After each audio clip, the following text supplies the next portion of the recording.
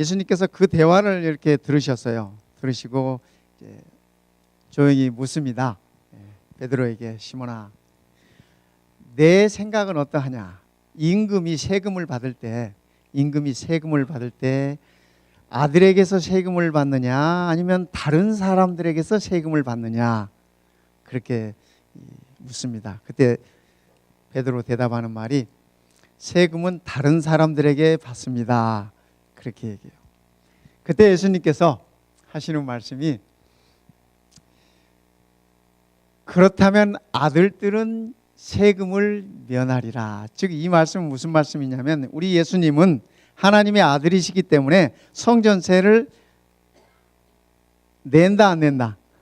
안 낸다. 그러니까 베드로가 대답을 잘한 거예요, 잘못한 거예요? 잘못한 거예요. 지금 이 질문을 던지는 자들의 그 의도 속에는 예수님을 공경에 빠뜨리고자 하는 그런 그 악한 의도가 있습니다.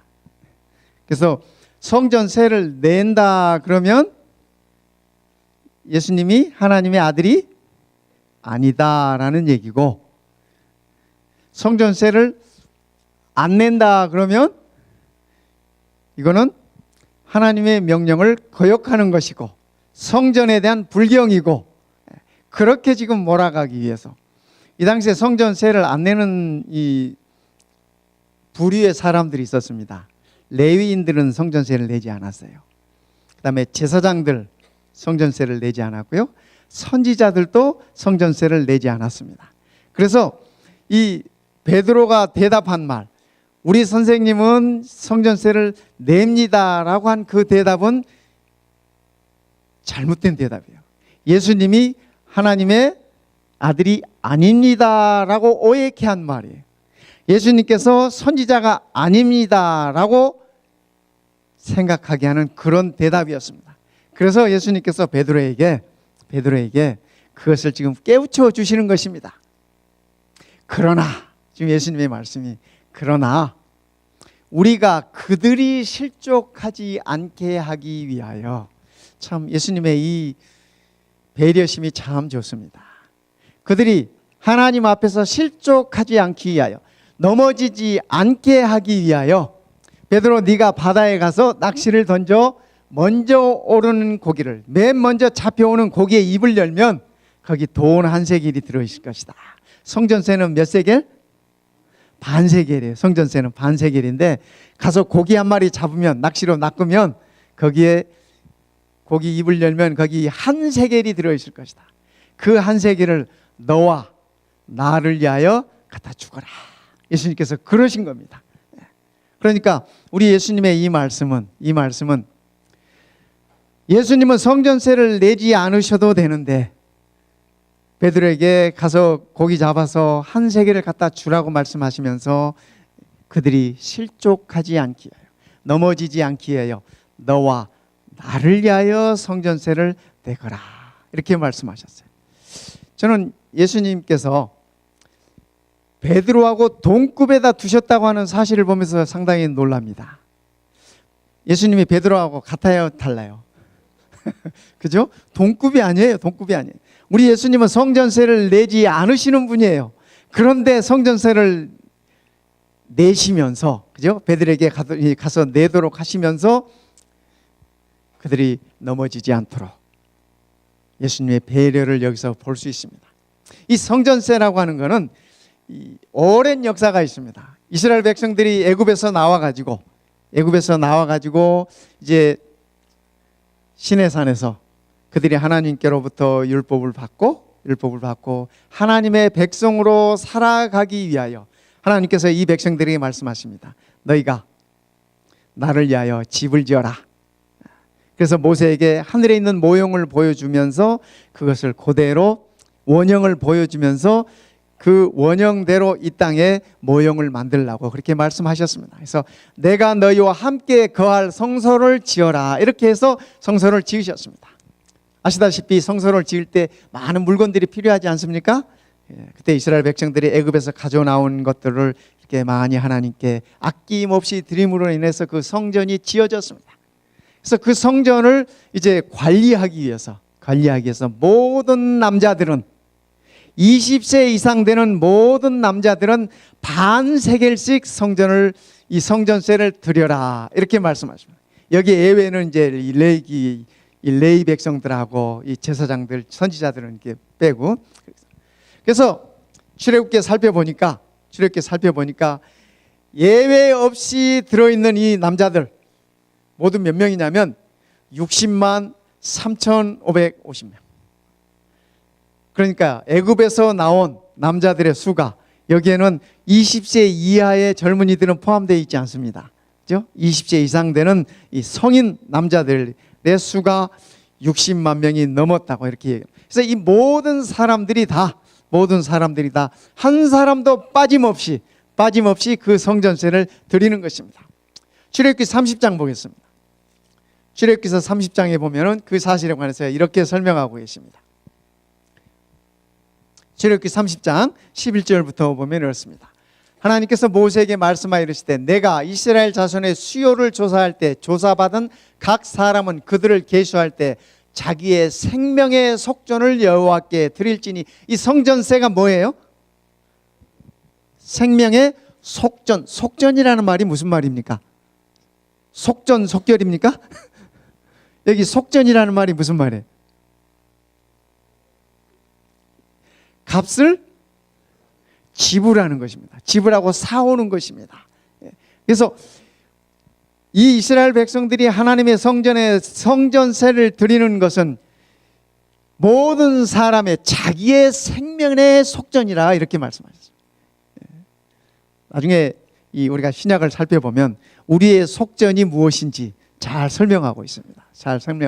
근데 구약 시대에는 아직 예수님이 오시기 전이기 때문에, 메시아가 아직 오시기 전이기 때문에 예표하는 일이 있었습니다. 그래서 이 성전세는 장차 오실 메시아를 예표하는 것으로서 우리의 이스라엘 백성들의 각 성인들의 남자들의 이 한 사람 한 사람의 생명의 값이라고 그렇게 얘기를 하시면서 거기에는 부자나 가난한 자나 예외가 없다 이렇게 말씀을 하시면서, 그죠? 생명의 속전을 여호와께 드릴지니 이는 그것을 계수할 때 그들 중에 질병이 없게 하려 함이라.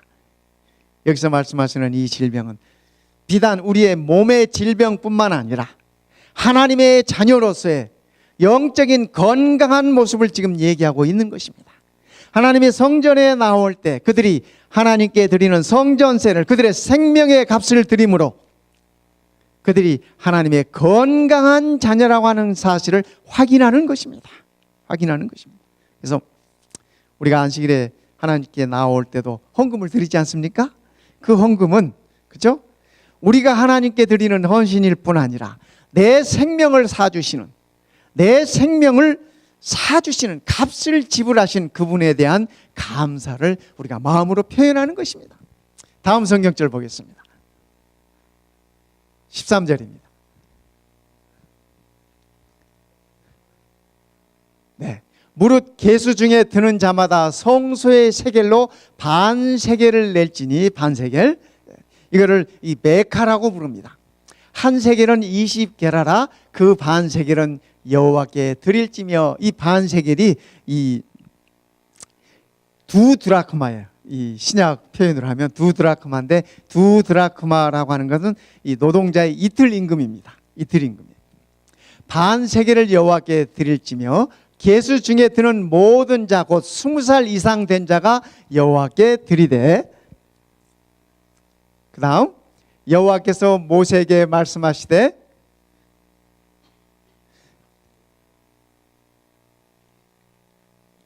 (15절) 네.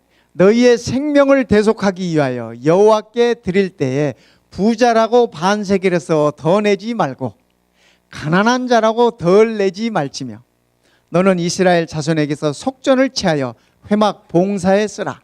이것이 여호와 앞에서 이스라엘 자손의 기념이 되어서 너희의 생명을 대속하리라. 이렇게 말씀하고 계십니다. 그래서 이스라엘 백성에게 있어서 이 성전세라고 하는 것은, 성전세라고 하는 그들의 생명의 값임을 얘기하고 있는데, 이 출애굽기 30장에서는 네 가지로 정리하고 있습니다. 첫째, 이 반세겔은 그들에게 있어서 선물이었습니다.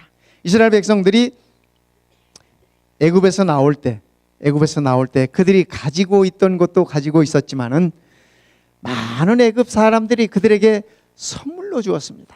그들이 지니고 있었던 금이나 은이나 이런 모든 것들이 애굽 사람들이 그들에게 선물로 주어진 것입니다. 그래서 애굽에서 나올 때 이스라엘 백성들이 그거를 다 가지고 나왔습니다. 그래서 그들이 받은 선물 중에 일부를 하나님께 드리는 것이 이 베카였습니다. 반세겔 성전세였습니다. 에베소 2장 8절에 볼 것 같으면 우리의 구원은 하나님의 선물이다, 그렇게 말씀하셨습니다. 성전세를 드리는 자들에게 부한 자나 가난한 자나 다 똑같이 드려라, 이 말씀은 구원은 부자나 가난한 자나 모든 자에게 똑같이 주어진 하나님의 선물이라는 말씀입니다. 이스라엘 백성들이 애굽에서 이렇게 구원받아서 나올 때, 그죠? 부자라고 가난한 자라고, 그죠? 젊은 자라고 어린 자라고 차별이 없었습니다. 하나님께서 그들을 다 똑같이 홍해 바다를 건너서 구원하셨습니다. 그래서 이 성전세는 구원은 하나님의 선물이다라고 하는 사실을 인정하는 것입니다. 그것을 기억하는 것입니다. 성도 여러분, 우리에게 구원이 선물로 주셨음을 인하여 감사하시기 바랍니다. 오늘 우리가 받아 누리는 모든 것은 다 하나님의 선물입니다. 우리가 받아 누리는 모든 것은 하나님의 선물이에요. 그죠? 내가 내 마음대로 숨을 쉴 수 없다면, 내가 내 마음대로 호흡할 수 없다면 어떻게 돼요? 숨 못 쉬면 죽어요. 그렇죠? 사람이 숨 못 쉬어서 죽는 거예요. 그렇죠? 물에 빠져도 숨 못 쉬어서 죽는 것이고, 그렇죠? 오늘 내 심장이 안 뛰어주면 어떻게 해요? 죽어요. 오늘 우리가 당연하다고 생각하는 모든 것이 하나님께서 우리에게 허락하신 선물이라는 것을 기억하시기 바랍니다. 요즘 우리가 물을 돈 주고 사 먹긴 하지만, 그렇죠? 감사한 건 공기를 안 사 먹어서 감사해. 공기까지 돈 주고 사서 숨 쉬라 그러면 우리가 어떻게 살겠어요? 그죠? 우리가 누리고 있는 모든 것이 다 하나님의 선물입니다. 내가 누리고 있는 건강도 하나님의 선물입니다. 내가 건강하지 못하면 일할 수 있어요, 없어요? 일 못해요. 그렇죠? 일 못하면 또 수입이 없는 거잖아요. 오늘 우리가 누리는 모든 것이 하나님의 선물임을 감사하시기 바랍니다. 그 중에 더욱 감사할 것은 나의 구원은 하나님의 선물이라는 것입니다. 그 은혜가 우리들에게 참으로 넘쳐나는 것입니다. 두 번째, 반세겔은 구원받은 자들이 내는 것입니다. 이 성전세는 애굽에서 구원받아 나온 자들이 하나님께 드리는 것입니다. 오늘 우리가 다 죄에서 구원받은 자들입니다. 그래서 우리는 하나님께 성전세를 드려야 할 것입니다. 오늘 내게 있어서 이 반세겔은 무엇인지 한번 우리가 생각해 보면 좋겠습니다. 세 번째, 이 성전세는 기념물입니다. 하나님께서 우리를 구원하셨다고 하는 사실을 기억하는 것이라고 출애굽기 30장에 그렇게 얘기하십니다. 기억해라. 이스라엘 자손의 기념이다. 이렇게 얘기합니다.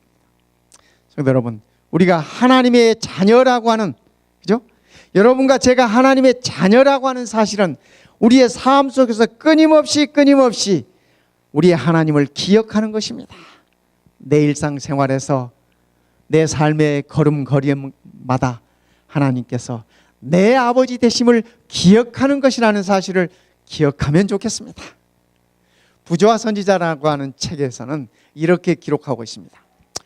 성소에 사용된 모든 은과, 여기 은이라고 하는 것은 이 베카를 얘기합니다. 성전세로 드린 그들의 은입니다. 성소에 사용된 모든 은과 마찬가지로 베카의 은은, 성전세로 드린 그 은은 그것을 바라보는 자들의 눈길을 갈바리 사람의 완전한 순종으로 향하게 하였다. 갈바리 사람이 누구예요? 갈바리 사람이 누굽니까? 근데 왜 이렇게 자신이 없어요? 대답하는데. 그죠?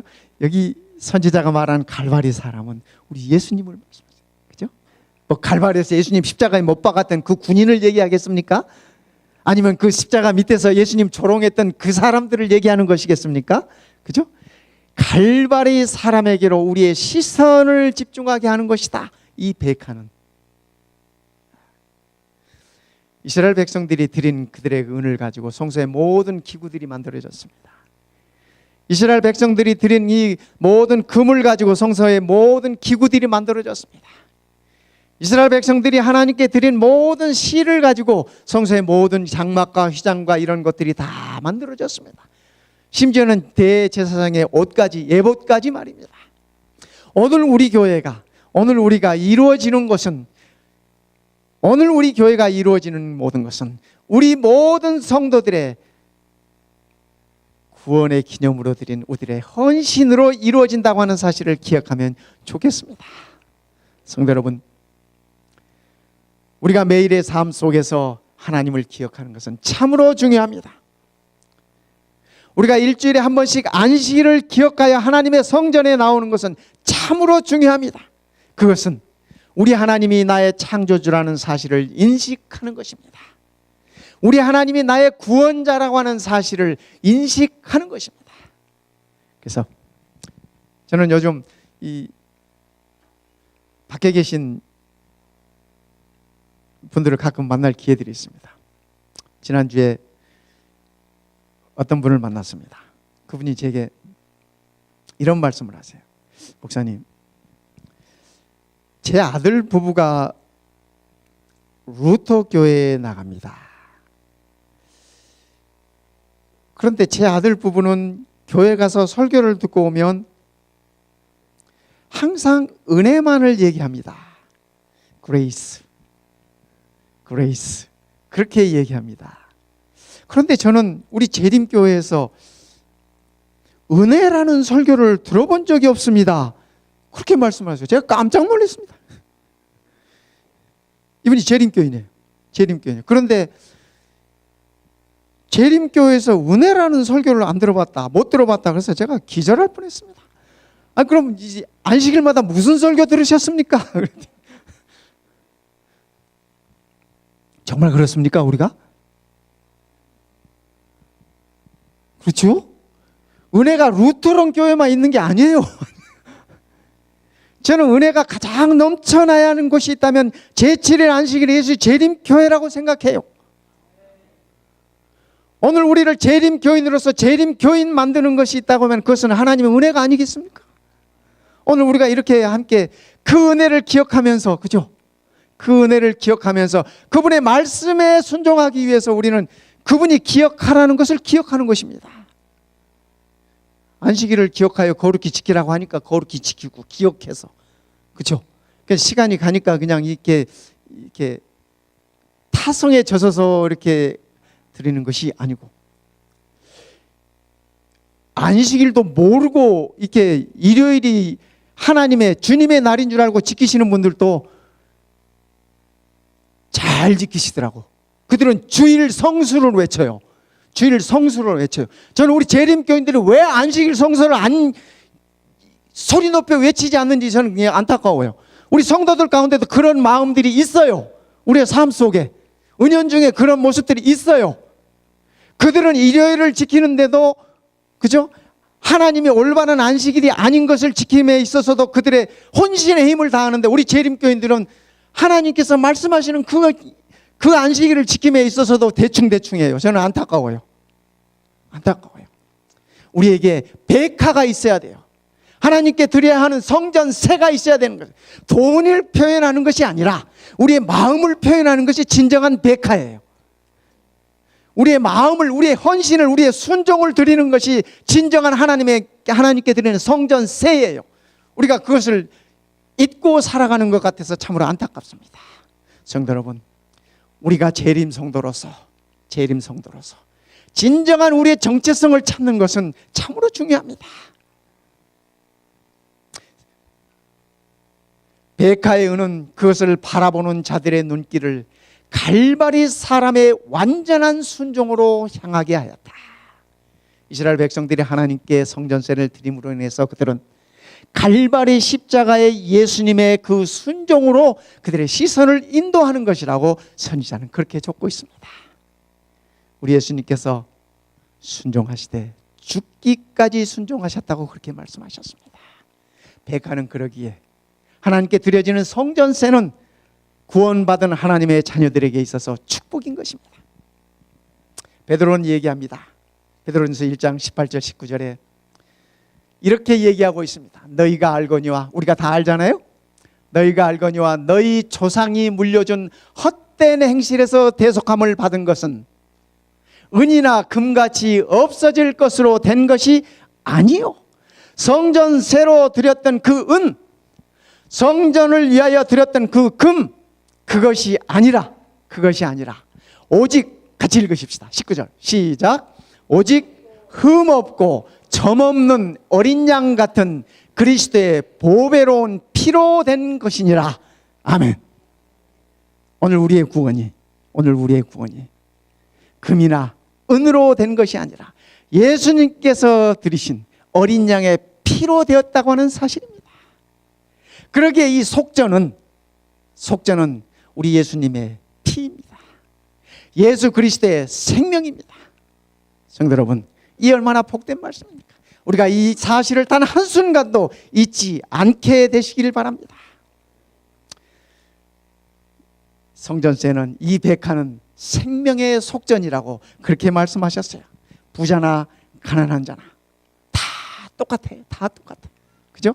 배운 자나 덜 배운 자나, 있는 자나 없는 자나, 건강한 자나 덜 건강한 자나 다 똑같아요. 우리의 생명의 값은 말입니다. 오늘 우리 장로님께서 읽어주셨던 고린도전서 6장에 있는 말씀 보겠습니다. 고린도전서 6장 19절 너희 몸은 너희가 하나님께로부터 받은 바 너희 가운데 계신 성령의 전인 줄을 알지 못하느냐. 너희는 너희 자신의 것이 아니라, 20절 함께 읽으십시다. 시작. 값으로 산 것이 되었으니 그런즉 너희 몸으로 하나님께 영광을 돌리라. 우리는 값으로 산 것이래요. 우리의 값이 얼마예요? 얼마예요? 반세겔. 우리의 값이 반세겔이에요. 근데 그 반세겔이 누구예요? 우리 예수님이에요. 우리 예수님이에요. 어린 양의 보혈의 핏값이 우리에게 있어서 반세겔입니다. 백화입니다. 성도 여러분, 오늘 내 생명의 값은 우리 예수님의 값임을 기억하십시다. 그래서 너희가 성령이 거하시는 전인 줄을 알지 못하느냐. 건강해야 됩니다. 우리가요, 건강해야 돼요. 왜요? 그렇죠? 건강해야 할 이유가 여기 있습니다. 우리가 잘 먹고 잘 살아야 할 이유가 여기 있습니다. 그렇지 않습니까? 장수해야 할 이유도 여기 있습니다. 우리의 몸으로, 여기 우리의 몸이라고 하는 얘기는 우리의 삶으로 그 얘기입니다. 그렇죠? 우리의 삶 전체로 하나님께 우리가 영광을 드려줘야 하기 때문에 그렇습니다. 우리 사랑하는 마운틴 뷰 교회가, 교회 전체적으로 온 성도들이 함께 한 교회로 지어져 가면서 모두가 다 백화가 돼 하나님께 이런 영광을 드릴 수 있다면 얼마나 영광스러운 것이 될 수 있겠습니까? 그런즉 너희 몸으로 하나님께 영광을 돌려라. 성도 여러분, 오늘 우리의 삶이 하나님께 영광을 돌리는 삶이 되면 좋겠습니다. 최근에 김종필 씨라는 분이 돌아가셨어요. 이 한국 역사의 삼김이 다 이제 잠드셨대요. 근데 우리 김종필 씨, 그분이 90세를 이렇게 넘기고 이렇게 잠드셨는데, 그분이 돌아가시기 전에 그분의 그 뭐죠? 비석에 남길 글을 남기셨는데, 이 한문으로, 그분이 한문을 좋아하시는 분이니까 한문으로 남기셨는데 제가 쉽게 풀어드릴게요. 90세가 될 때까지, 89세까지 모든 것이 헛되었다 하는 사실을 몰랐다. 그가 그의 마지막 그 비문에다 그렇게 적었대요. 제가 어떻게 알아요? 신문에서 봤으니까요. 그죠? 근데 한국 역사에 있어서 어쨌든 그분도 이렇게 몫을 담당하셨던 분이셨는데, 그분이 90을 넘기시면서 돌아가시기 전에 그의 그 마지막 비문에다 그렇게 89세까지 사셨던 그 모든 것이 헛되었구나 하는 것을 그분이 그의 마지막 비문에다 그렇게 남기셨어요. 저는 우리 솔로몬만 그런 줄 알았더니, 근데 어찌 그게 솔로몬의 마음뿐이겠습니까? 김종필 씨 마음뿐이겠습니까? 우리 모두가 다 그래요. 내 안에 영원한 생명이 없으면 모두가 다 헛것입니다. 우리가 죽으라고 애쓰고 땀 흘리면서 애써온 것들도 다 헛것입니다. 성도 여러분, 오늘 우리의 삶이 헛것이 되지 않기를 바랍니다. 오늘 우리의 비문에 그렇게 남기면 좋겠어요. 엘렌 화이트라는 분은 그의 비문에다 이렇게 남겼습니다. 내가 믿는 일을 안다, 이렇게 적으셨어요. 이 말씀이 사도 바울이 적으신 말씀이잖아요. 그분의 말씀을 그대로 따다가 제가 저기 베들크릭에 있는 그분의 이 무덤에 가봤습니다. 그랬더니 그 묘비에 그렇게 적혀 있어요. 내가 믿는 일을, 내가 믿는 하나님을 안다 라고 그의 비문에 이렇게. 얼마나 희망적입니까, 성도 여러분? 그렇죠? 내가 믿는 그분을 안다면 그분이 반드시 우리를 살리실 것입니다. 우리의 생명을 사신 그분이 우리를 반드시 살리신다는 약속이에요. 근데요, 제가 그 베들크릭이라는 그분이 누워 계시는 이 묘지에 갔더니 그 옆에 이렇게 한 50m쯤 떨어진 곳에 닥터 켈록이라는 분의 이 무덤이 있어요. 닥터 켈록 아십니까? 여러분들이 요즘 켈록 시리얼 아시죠? 그 켈록이에요. 이 닥터 켈록의 동생이 만든 게 지금 이 켈록 시리얼입니다. 예, 지금도 베들크릭 그 회사가 크게 있어요. 뭐 그 얘기, 얽힌 얘기, 재밌는 얘기 하자면 끝이 없으니까 그 얘기 말고. 근데 이 닥터 켈록이 고등학교 때부터 우리 재림교회 안에서 교육받았습니다.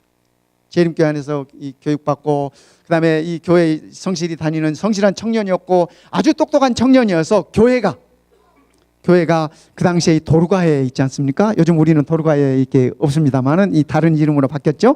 근데 교회 도르가에서 이 젊은 청년, 장래가 촉망되고 똑똑한 이 청년을 하나님의 종으로 만들자 해가지고 그에게 서포트 해가지고 그를 의과대학에 보내요. 똑똑한 청년이니까. 그래서 그가 의사가 됐습니다. 의사가 돼서 한동안, 지금도 베들크릭에 가면은 제일 큰 건물이, 베들크릭에서 제일 큰 건물이 그분이 운영하셨던 병원이에요. 그런데 이분이 교회 안에서 그렇게 은혜를 누리고 그렇게 복음을 알고 그렇게 하나님의 종으로 일하다가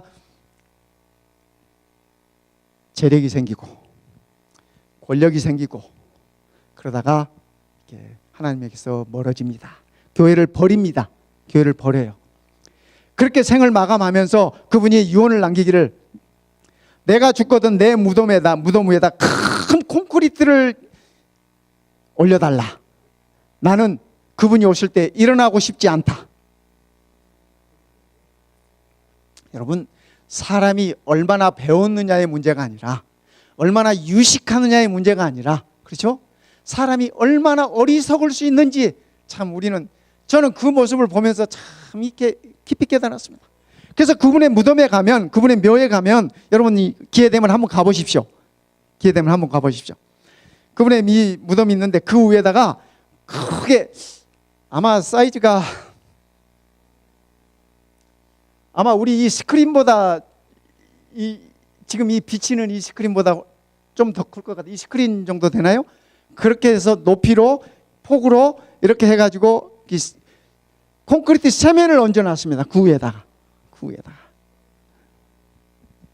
여러분, 우리 주님이 오셔서 그거 있다고 그분 안 깨울까요? 저는 정말 안타까운 것이, 그분이 교회로부터 많은 도움을 받고 복음이 무엇인지를 알고 또 이 하나님의 사업에 함께 일했던 사람이 어떻게 그렇게 어리석어질 수가 있을까? 어떻게 그렇게 그분의 이 노년과 말년의 삶이 그럴 수가 있을까 하면서 참으로 안타깝습니다. 그 모든 것 다 이뤄도 그의 마음속에 주어졌던 그 생명만은 잃지 말아야 했는데, 그렇죠? 그분이 오시면 일어나지 않겠다고 하는 그 배짱은 어디서 나온 배짱인지 모르겠습니다. 성도 여러분, 오늘 우리에게 예수님이 우리 생명의 속전으로 드려졌습니다. 예수님께서 우리를 위하여 생명의 속전이 되셨다면 오늘 우리도 그 생명의 속전 받아 산바된 우리들, 내 이웃을 위하여 또 주의 몸된 교회를 위하여 우리도 속전이 되었으면 좋겠습니다. 메카가 되면 좋겠습니다. 성도 여러분, 오늘 이 안식일 이 말씀 속에서 이 축복을 누리게 되시길 바랍니다. 그리고 예수님이 나의 생명의 속전임을 기억하면서 감사하면서 찬양하면서 이 한 주일도 힘있게 그렇게 사시길 바라겠습니다. 주의 축복이 우리 모든 성도님들에게 넘쳐나시기를 바랍니다.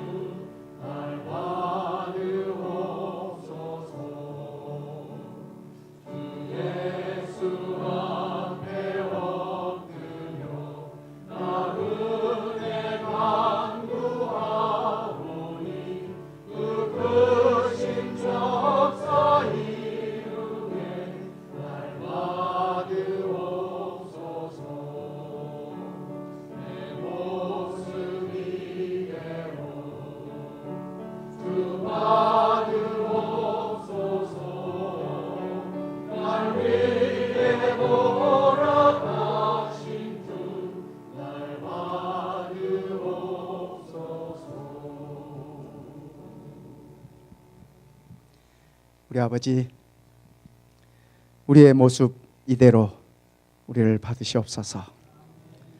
상한 모습 그대로, 찢긴 모습 그대로, 죄 있는 모습 그대로 우리를 받아주시옵소서. 아들 예수 그리스도가 우리의 생명의 속전임을 감사드립니다. 우리도 예수님 따라 세상을 향한 속전이 되게 하시옵소서. 당신의 몸된 교회를 위한 속전이 되게 하시옵소서. 이제는 아버지 하나님의 사랑과 예수님의 은혜와 성령 하나님의 감화하심이 우리 모든 성도들의 삶 속에 충만하옵시기를 우리 주님 예수님의 이름으로 간절히 축원하옵나이다. 아멘.